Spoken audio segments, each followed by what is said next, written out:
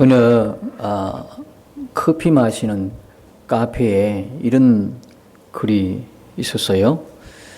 오늘 마실 커피를 내일로 미루지 마라. 오늘 마실 커피를 내일로 미루지 말라. 야, 참 기발하죠. 가끔 보면 이 카페에 좋은 글귀도 있고 기발한 글귀도 있고 우리로 하여금 웃음을 주는 글도 있어요.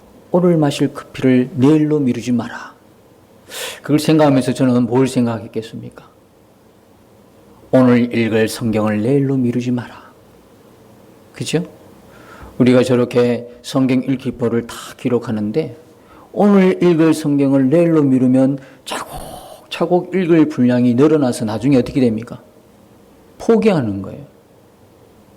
너무 분량이 많다 보니까 포기되죠. 여러분, 지금 혹시 읽다가 중단하셨다면 지금부터라도 계속 진행하실 수 있기 바랍니다. 데살로니가전서 5장에 보면 이런 여러분 잘 아시는 말씀이 있죠. 어떤 말씀입니까? 항상 기뻐하라. 쉬지 말고 기도하라. 범사에 감사하라. 제가 이 말씀을 이렇게 어느 날 묵상하면서 하나님이 왜 우리를 자유롭고 또 이렇게 하고 싶은 대로 좀 편안하게 내버려 두시지 왜 이렇게 조금 뭐라 그럴까요? 바짝 쪼가실까? 너무 긴장스러운 말씀 아닙니까? 어떻게 항상 기뻐할 수 있어요? 짜증날 일도 있죠. 어떻게 항상 범사에 감사할 수 있어요? 그렇지 못할 날도 있잖아요. 어떻게 쉬지 않고 기도할 수 있어요? 기도를 쉴 때도 있죠. 그런데 이 말씀은 우리로 하여금 잘못 이해하게 되면 굉장히 부담스러운 말이 되는 거예요.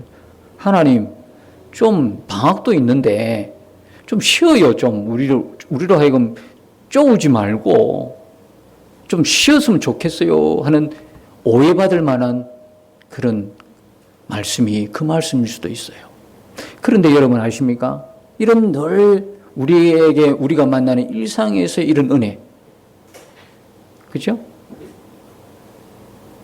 항상 기뻐하고 쉬지 말고 기도하고 범사에 감사할 수 있다면 이것보다 더 큰 은혜가 어디 있습니까? 더 큰 은혜를 어디서 구하겠습니까? 여러분 입에 늘 감사가 떠나질 않아. 여러분이 늘 싱글벙글 웃고 다녀. 기쁨이 충만해. 기도가 늘 쉬지 않고 그냥 눈을 뜨나 잠들 때나 내 영혼의 기도는 그침이 없어. 뭘 더 바라겠습니까?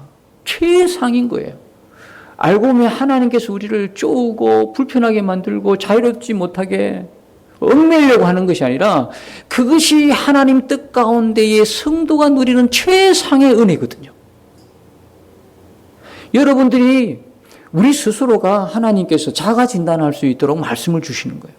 하나님의 말씀은요, 우리가 세상을 살아가면서 곁길로 가든지 정도를 걷든지 하나님 뜻대로 살든지 아니면 불순종을 사든지 그 하나님의 말씀 우리로 하여금 스스로 자가 진단할 수 있도록 주신 말씀이에요. 그러면 다른 말로 이야기하면 데살로니가전서 5장 16절에서 18절의 이 말씀처럼 지금 되어 있지 않으면 나는 어떻게 해요? 정상이에요. 궤도를 약간 이탈한 거예요. 이탈된 거죠. 사실은 예수 믿는 우리, 하나님의 자녀된 우리의 삶이 바로 그런 삶이에요. 늘 일상에서 하나님 안에서 누리는, 하나님 뜻 가운데서 누리는 은혜가 바로 그런 것인데 내가 지금 그런 삶이 아니라면 진단해야 되는 거예요. 내가 어디서부터 이탈이 된 거지? 천국 가는 선로에서 잠깐 어디서 이렇게 탈선된 거야? 하고 자신을 돌아볼 수 있는 장치를 하나님이 말씀 곳곳에 심어 놓으신 거예요. 그래서 여러분들이 말씀을 읽을 때 특징이 뭡니까? 마음에 뭐가 생겨요? 찔림이 있다는 거거든요. 여러분 말씀을 읽을 때에 야 정말 감사하다, 기가 막히다, 할렐루야, 아멘 이러면 참 좋아요. 그러나 그렇지 않고 말씀을 읽을 때 막 찔림이 오죠. 내가 이렇게 살지 못하는구나. 내가 하나님 뜻 가운데 있지 않구나. 이런 마음이 오는 것도 사실 하나님의 은혜다 이 말이에요. 어디 가서 여러분들이 점검 받겠습니까? 그래서 매일매일 말씀을 읽고 묵상하고 말씀의 은혜를 나누는 거는요, 우리가 천국 가는 순간까지 우리에게 안전장치예요. 근데 말씀을 벗어나니까 한 번도 말씀을 읽어보지 않고 말씀에 뭐가 있는지를 모르니까 내가 지금 이렇게 가도 이게 정상인 줄 알아. 하나님은 우리에게 늘 말씀하셔요. 늘 말씀. 하나님 왜 내게 말씀하지 않으세요? 누구도 하나님 앞에 나중에 가서 이렇게 말 못해. 하나님, 내가 그렇게 자꾸 부르실 때 왜 응답을 안 하셨어요? 나는 버린 자식입니까? 해도 여러분들은 변명될 이유가 하나도 없어요. 왜? 성경이 있잖아요. 뭘 어떻게 더? 우리는 이 성경에 대해서 깊이 한번 생각해 봐야 됩니다. 하나님 왜 성경을 한 것만 주셨을까? 달랑 이렇게. 요한복음 21장에 보면, 이 마지막 25절에 보면 예수님께서 이 땅에 행하신 일들을 기록하려고 그러면 한도 다 담을 수가 없다고 했어요. 그런데 아니 책으로 만들어내면 수만 권, 수천만 권이 될 텐데 왜 이 한 권을 달랑 주셨나 말이에요. 이 한 권으로 충분하다는 겁니다. 우리가 구원받는데 무슨 지식이 많아야 구원받습니까? 진리는 유일한 것이고 간단한 것이고 단순한 거거든. 명료하고 분명한 거거든요. 예수님이 길이요 진리요 생명이니라. 나를 통하지 않고는 아버지께로 갈 자가 없느니라. 명확하지 않습니까? 뭐 복잡합니까? 예수만이 우리의 구원자, 예수만이 우리의 그리스도고, 예수만이 우리의 생명이고 영생이고, 예수만이 천국이고, 예수만이 구원이다 이 말이에요. 명확한 진리가 있어요. 그렇기 때문에 성경을 한 권 준 거는 이것으로 충분하다는 거예요. 여러분, 그래서요, 성경 외에 또 다른 계시를 지금 받았다. 다 잘못된 거예요. 오늘 계시록을 시작하면서 제가 서두에 이 말씀을 드리는 거예요.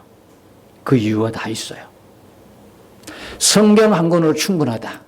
성경이 하나밖에 없다는 이야기는 무슨 이야기냐? 하나님이 인간을 구원하시기로 한 그 구속사가 성경 한 권에 다 기록이 되어 있다는 거예요. 이것 하나로도 충분하다. 부족함이 없다. 모자람이 없다. 또 다른 분 계시를 받는다. 또 다른 하나님으로부터 계시를 받았다. 문제 심각합니다. 그러면 앞으로 계속 새 계시가 나와야 돼. 신천지 같은 이단이 노는 거예요. 아주 무식하면 용감해요. 모르면 진짜 자기 주장밖에 몰라요. 계속 날라오는 거예요. 내가 그랬지요. 새 언약은 계시록이 아니라고 몇 번 이야기했는지. 그런데 아주 무식하게 신문에도 광고해요. 대놓고 새 언약 이꼬르 계시록, 요한계시록. 아니라고 그랬죠. 새 언약은 예수 그리스도잖아요.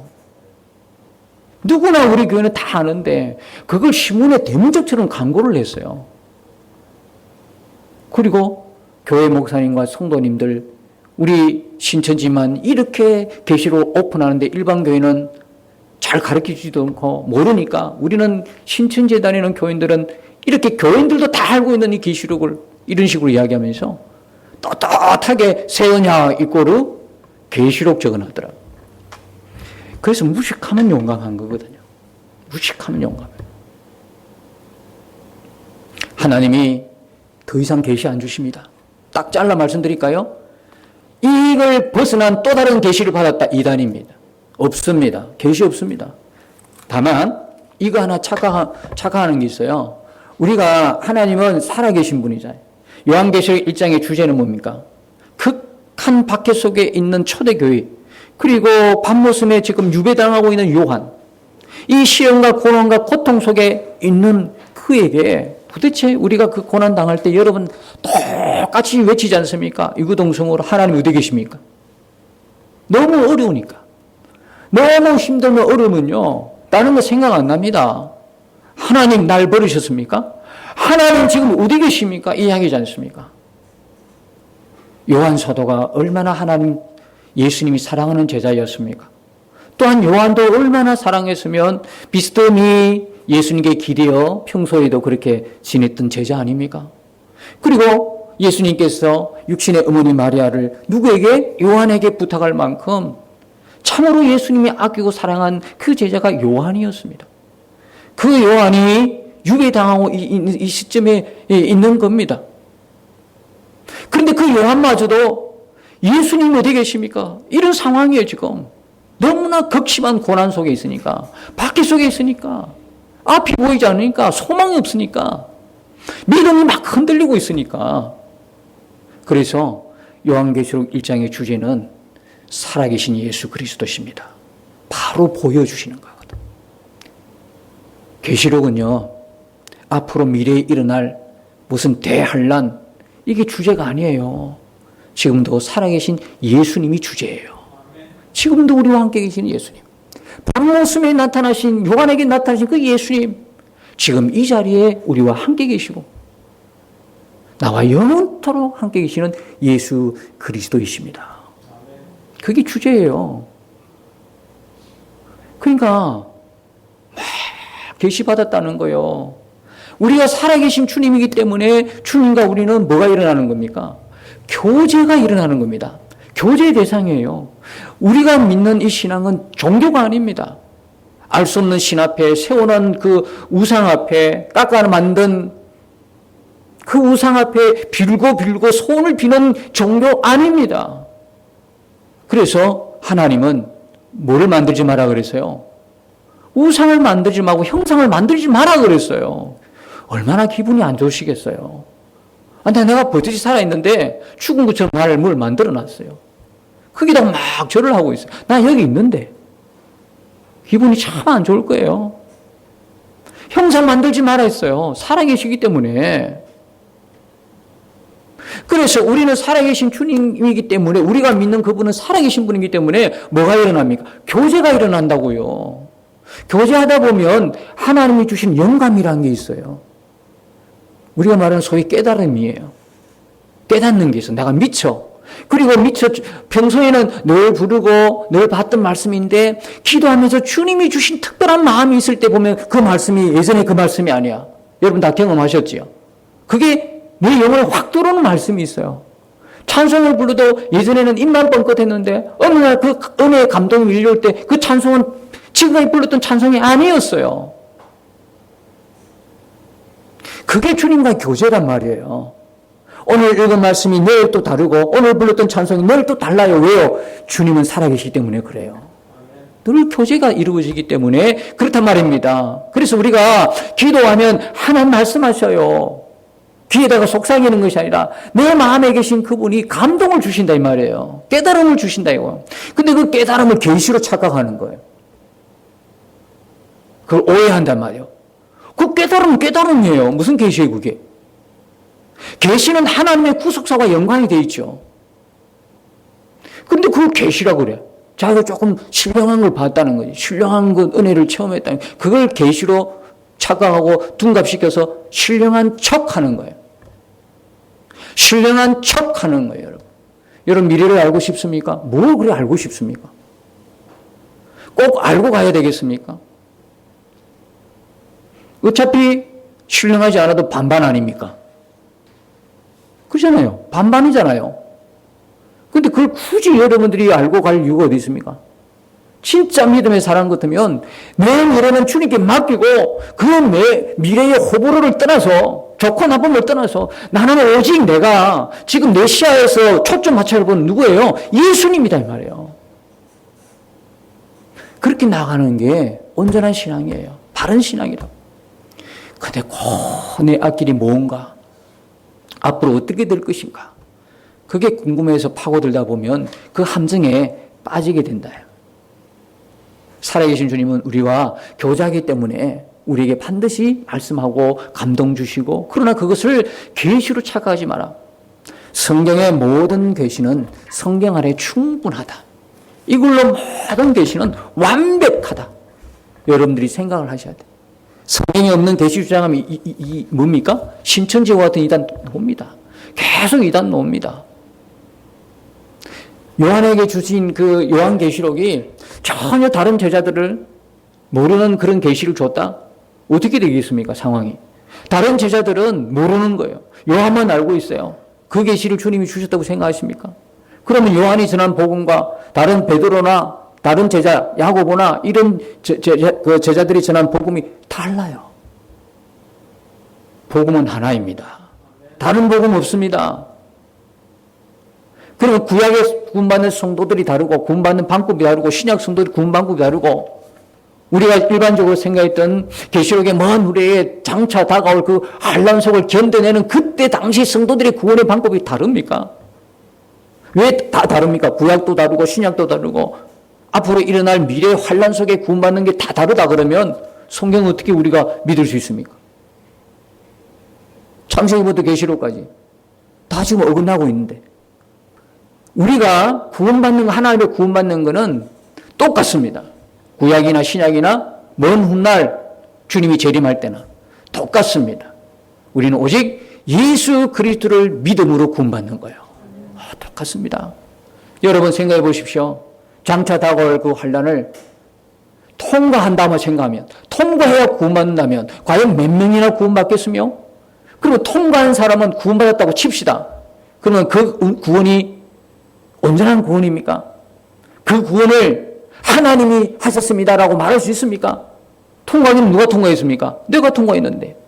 물론 통과할 수도 은혜를 주셨다고는 이야기하겠지만 그래서 하나님 앞에 우리의 구원은 한 점, 한 먼지, 한 점마저도 없다는 거 우리에게는 근거가 없어요. 우리가 구원받는 근거는 오직 하나님의 자비로움이고 하나님의 은혜고 하나님의 사랑이란 말입니다. 인간으로서는 자랑할 게 아무것도 없어요. 하나님 앞에 우리는 그냥 은혜로 구원받는 거예요.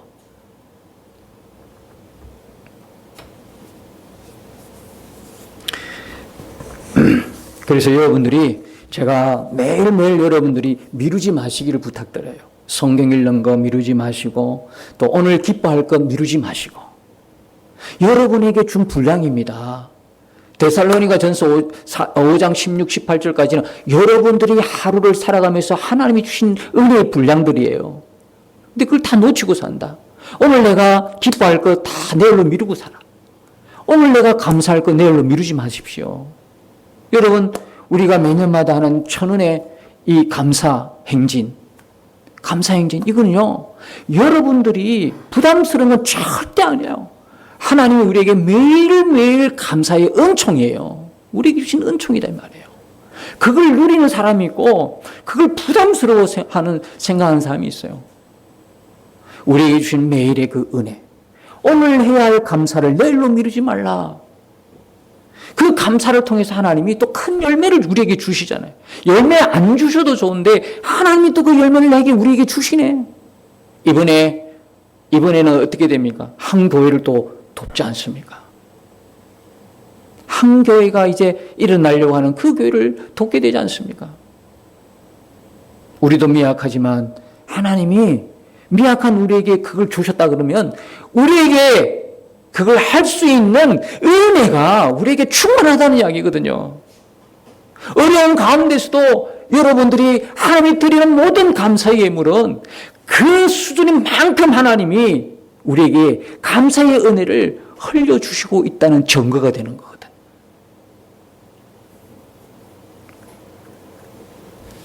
오늘부터 계시록을 시작합니다. 여러분이 계시는 덮어놓은 것을 드러내는 걸 말합니다. 감춰진 비밀을 드러낸다. 성경은 계시가 아는 게 하나도 없습니다. 맞지요? 여러분 한번 예를 들어 보십시다. 여러분 누구입니까? 여러분 장차 어떻게 됩니까? 인생은 어떻게 살다가 어떻게 결론을 내죠? 아무도 몰라요. 여러분 진짜 모릅니까? 여러분 알죠? 여러분에게는 계시가 되었기 때문에 그렇습니다. 그 비밀이 드러났기 때문에 그런 겁니다. 근데 다른 사람들에게는 몰라요. 다른 사람 질문해 보십시오. 당신이 누굽니까? 뭐 이런 질문을 하십니까? 황당해 하는 거예요. 사람이 어떻게 태어났습니까? 이 우주 만물, 이 만물은 어떻게 생겼습니까? 당신은 무슨 일을 하다가 어떻게 될 것 같습니까? 몰라요. 알 일이 있나? 알 길이 없으니까 점쟁이 찾아가지요. 근데 더 황당한 거는 교회를 수십 년 다녔다고 하는 분들이 점쟁이 교회에 고객이 많다네. 점쟁이들의 고객은 교회 사람도 한 30% 40% 된답니다. 그것도 새신자가 아니래. 새신자는 절대 안 온대. 근데 구신자가 온대. 장로님이나 권사님들이 온대요. 목사님들은 안 가는가 모르겠다만. 아니 세상에 아니 말이 됩니까 이게. 점쟁이한테 간다네. 알고 싶어가지고. 그래서 세상 사람들은 물어보면 몰라요. 그래서 하는 이야기가 우연히 생겼겠지요. 이렇게 이야기하죠. 맞지요? 우연히 생겼다고. 이 모든 만물이 이게 하늘과 땅이 우연히 생겼다는 거예요. 그리고 조금 더 배웠다고 하는 사람은 뭐라고 이야기합니까? 진화됐지요. 이렇게 해요. 진화. 진화론을 이야기하고 있어요. 우리가 생각할 때는 우스운 거죠. 왜요? 그에게는 계시의 눈이 아직 안 열리단 말이에요. 그에게는 하나님의 그 비밀이 열려지지 않았어요. 근데 우리에게 열렸어요. 그래서 창세기를 보면 그 비밀이 다 오픈된 거예요. 창세기 1장 2장 보면 이 천지 만물은 어떻게 지어진 거예요? 어떻게 만들어진 거예요? 하나님이 말씀으로 창조하신 거잖아요. 이게 창세기 1장 2장 보면 다 드러나고 인간은 어떻게 만들어졌습니까? 그래요. 하나님이 만드셨잖아요. 다 드러나는 거예요, 이게. 그리고 앞으로 어떻게 될 겁니까? 계시록이 다 완성된 거잖아요. 창세기에서 시작한 것이 어디서 완성됩니까? 계시록에서 완성되는 구조잖아요, 이게. 하나님의 구속사의 그 속에서 창세기 하나님의 계획이 결국 우리가 보려고 하는 이 요한계시록에서 결국 어떻게 됐다는 겁니까? 가정을 거쳐서 예수님이 오시고 요한계시록에서는 드디어 하나님의 구속사가 완성되었다는 거 아닙니까? 우리가 계시록을 어떻게 보느냐? 관점이 중요한 거예요. 막연하게 어느 앞으로 다가올 그 미래에 일어날 7년 대환란, 천년왕국 이런 식이 아니고 하나님의 정확한 성경 안에서 우리에게 말씀하고 있는 하나님의 구속사의 관점에서 우리는 성경을 보게 될 것입니다. 요한계시록 보게 될 것입니다.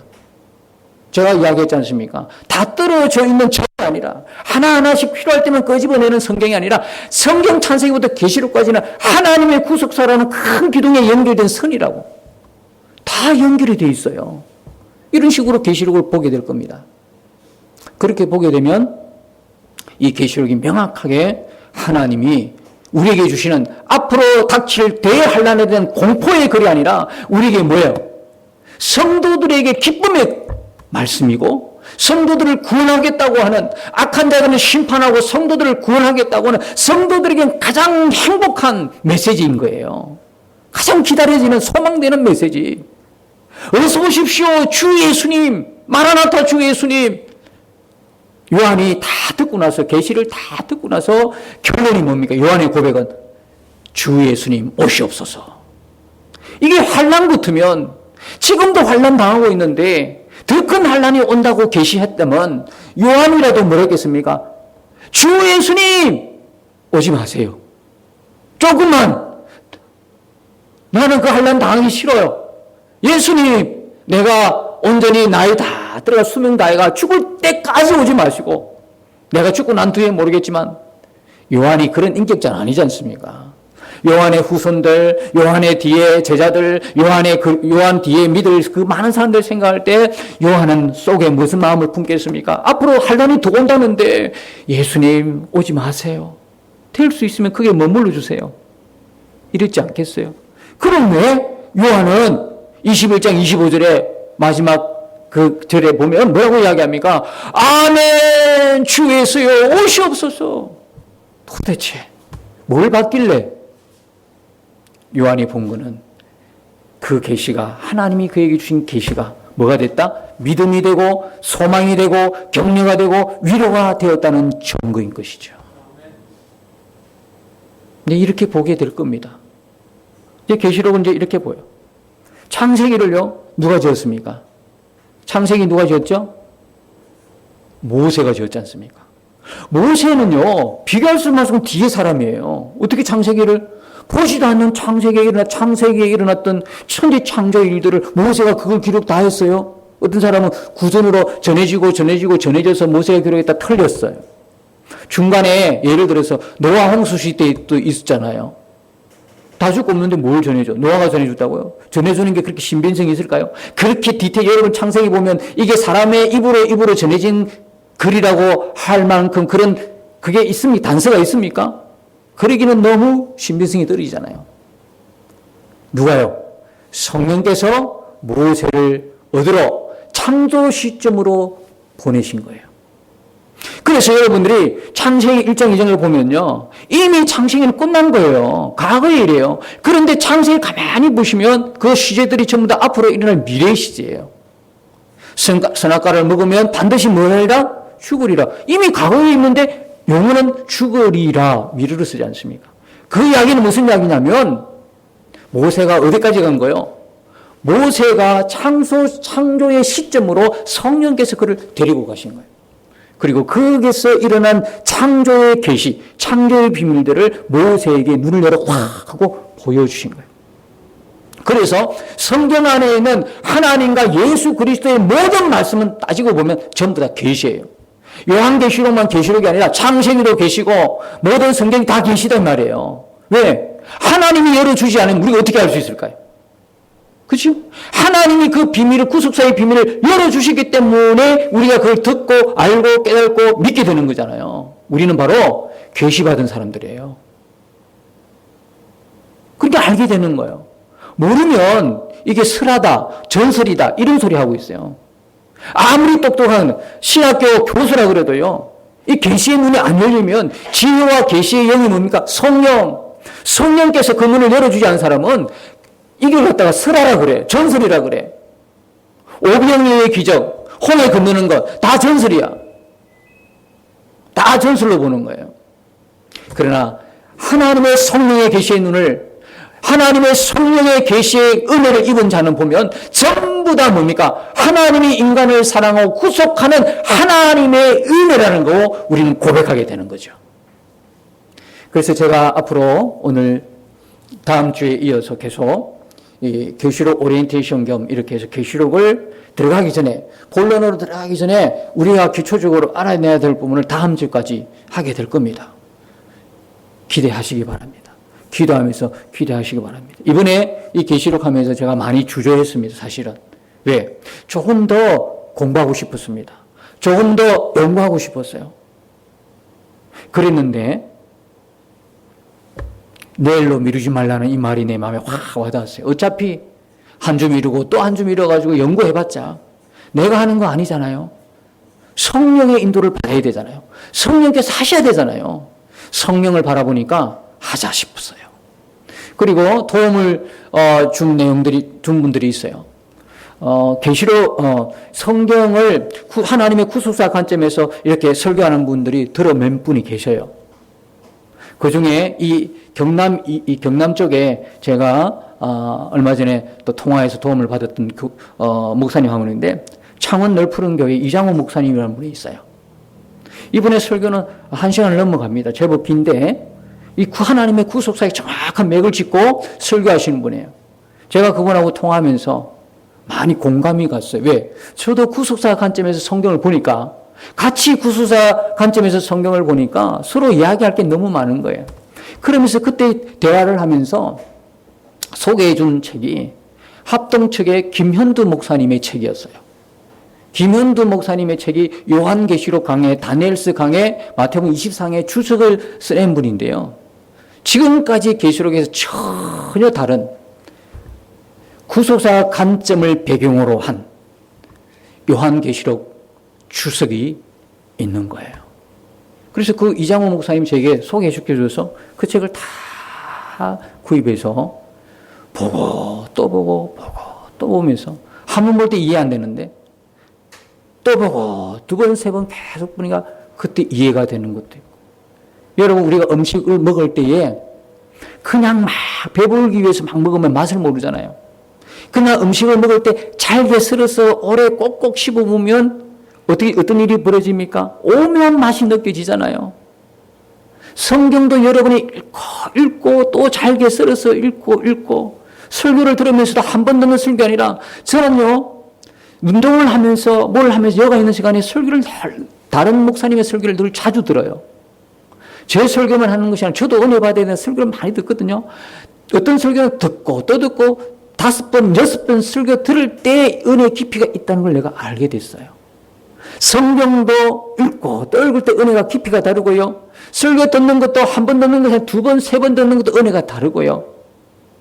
음식도 잘게 썰고 오래 씹을수록 그 맛의 오묘함이 짙듯이 이분의 책을 읽고 또 읽고 계속 읽어가면서 은혜가 깊이를 더하는 걸 알게 됐어요. 이분의 책을 참고로 해서 제가 갖고 있는 구수사 관점에 그런 성경 시각을 같이 해서 이제 계시록을 시작하게 될 것입니다. 여러분의 기도가 절대적으로 필요합니다. 함께 기도하면서 하나님이 주시는 이 지혜와 계시의 영, 성령께서 주시는 은혜로 우리가 앞으로 언제까지 할지는 모르겠지만 요한계시록을 주일마다 해나가십시다. 그런데 주일날 한정된 시간에 계시록을 설교하라는 것은 쉬운 일은 아닙니다. 여러분들이 기도를 많이 해 주십시오. 저를 위해서 기도해 주시고 그럴 때 하나님께서 요한계시록을 통해서 하나님이 주시는 그 메시지로 소망과 믿음을 갖고 앞으로 힘차게 더 주님 오실 그날까지 주의 복음을 증거하며 나아가는 주의 성도들 되게 하실 것입니다. 위해서 기도해 주시고 요한계시록 기대하시면서 이렇게 다음 주에도 이렇게 요한계시록 읽어오시고 그러면서 여러분들 스스로도 하나님의 그 은혜를 말씀의 은혜를 누리시는 그런 은혜가 이 한 주간에 있으시기를 예수님 이름으로 축복합니다.